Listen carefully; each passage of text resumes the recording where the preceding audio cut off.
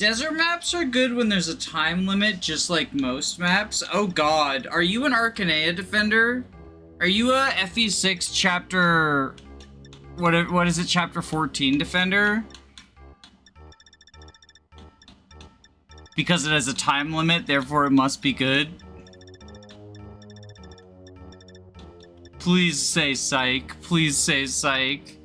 Most desert maps are not designed well. Arcadia is not one. Oh no, we have Arcadia defenders in chat. Arcadia is like the worst map ever.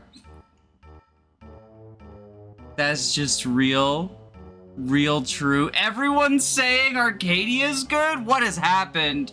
Who poisoned the water hole? There's a snake in my boat.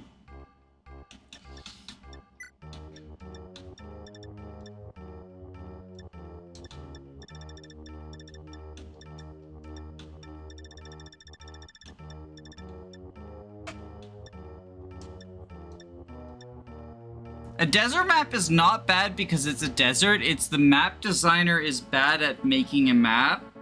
I think desert maps can be good if it's not all desert.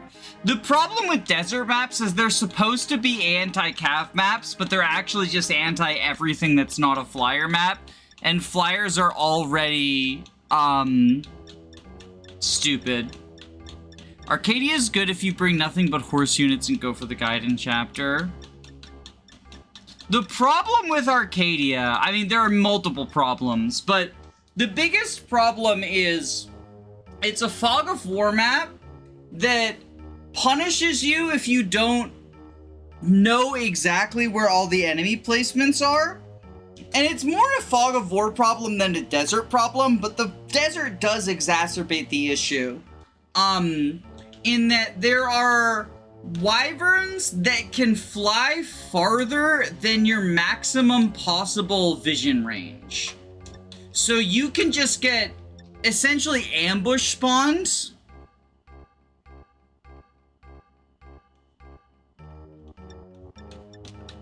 Every turn.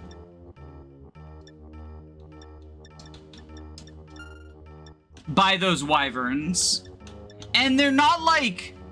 I think I think ambush spawns are generally bad, but I think ambush spawns are especially bad when they are very strong and very mobile enemies. And wyverns are very strong and very mobile enemies. Are there any other desert fog of war maps? Yes. FE7? No, FE7 is not Fog of War. Because there's a sandstorm, but it's just part of the story. It's not a visual effect. Because the sandstorm is the explanation for FE6's Fog of War. And there is a sandstorm when Hawkeye shows up, but it doesn't cause Fog of War in 7. So not 7. Technically, someone mentioned the beach map in Thracia could be thought of as a desert map. I disagree, but if you agree with that, then that is a Fog of War map that is a quote-unquote desert map. But I don't think there's enough desert tiles for that to really be one.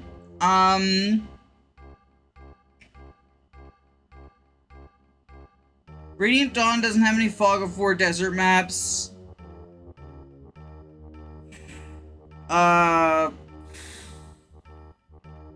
No, I think it's just Arcadia.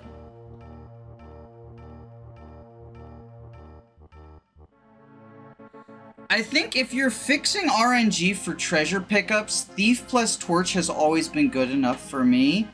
I mean, I'm telling you, Thief plus Torch is less distance than the distance the wyverns start moving at. On Arcadia. On Arcadia specifically. Because in FE6, Fog of War is different depending, like, the vision in Fog of War is different depending on the map.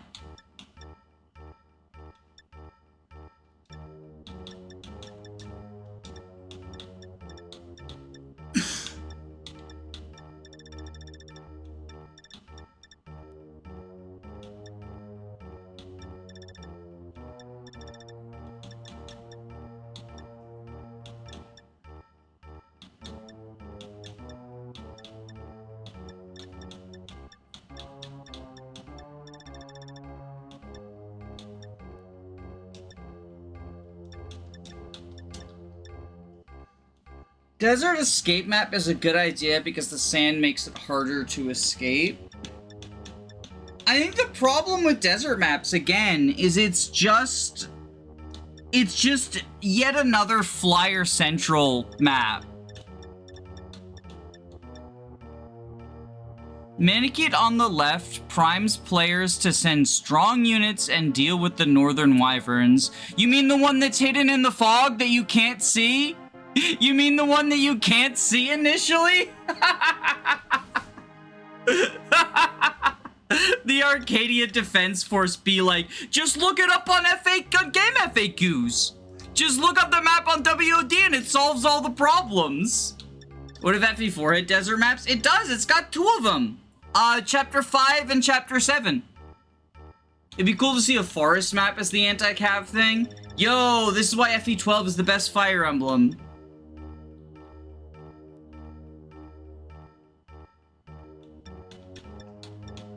The Nabarro map. Desert map, but there's all fucking archers everywhere, so you can't even take advantage of flyer movement.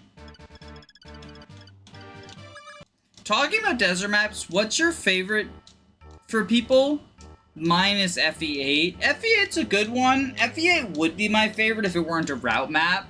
Like, the problem with FE8 is FE8's Scorched Sands is not that it's a desert map, but the fact that it's a route map when it really should just be kill 2 bosses.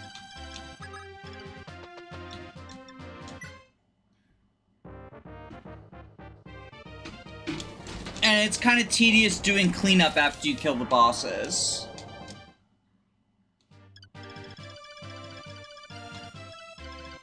Similar problem with the Birthright Desert maps, which would be cool. Would be cool with the whole, like, Dragon Mains to disable desert terrain gimmick.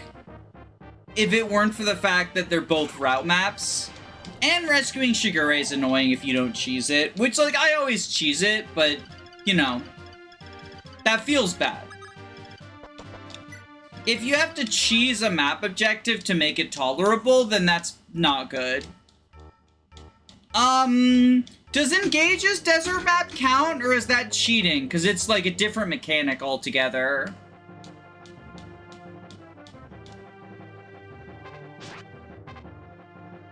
Where if you stand on the quicksand at the end of your turn, you lose movement. I think that's pretty cool. Radiant Dawn 1-6 is a pretty cool map. Because the left-hand side is not desert, but the right-hand side is desert. So I think that's pretty cool.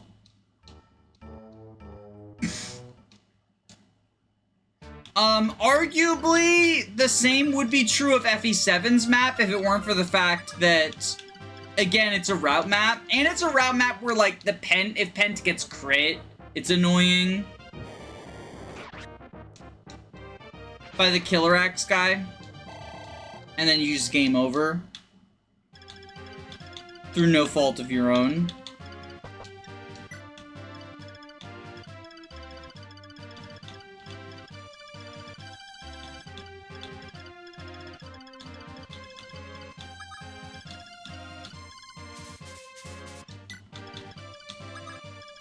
Hard to think of, like, a good desert map, really.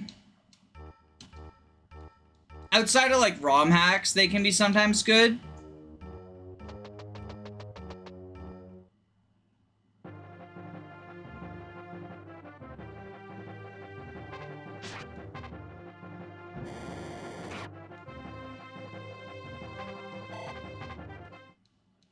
Not as irritating as Fate's Paralogs to recruit children, route enemies with reinforcements, and Witch is locked behind paywall for warp shenanigans.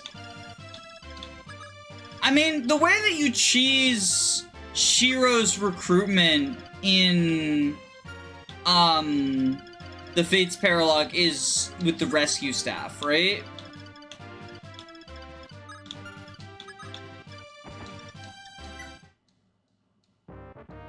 That's how I do it, at least.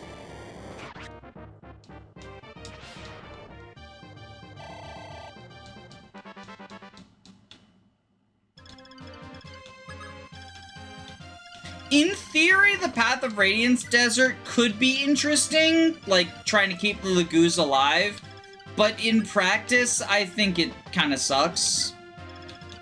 Mostly because you can't check ranges while they're untransformed.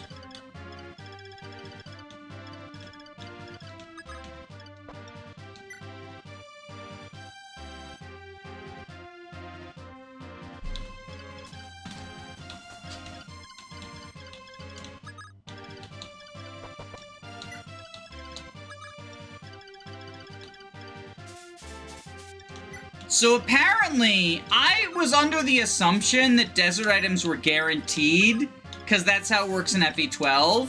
But apparently this works under GBA rules, where only thieves are guaranteed to get it. And it seems to be random for everyone else. So that's gonna suck.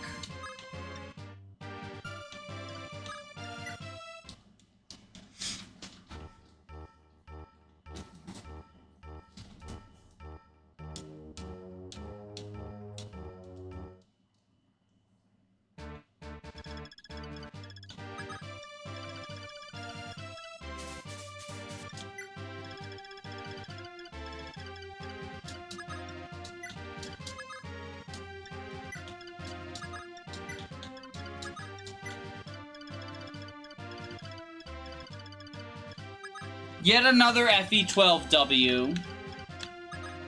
Classic case of FE12 being awesome.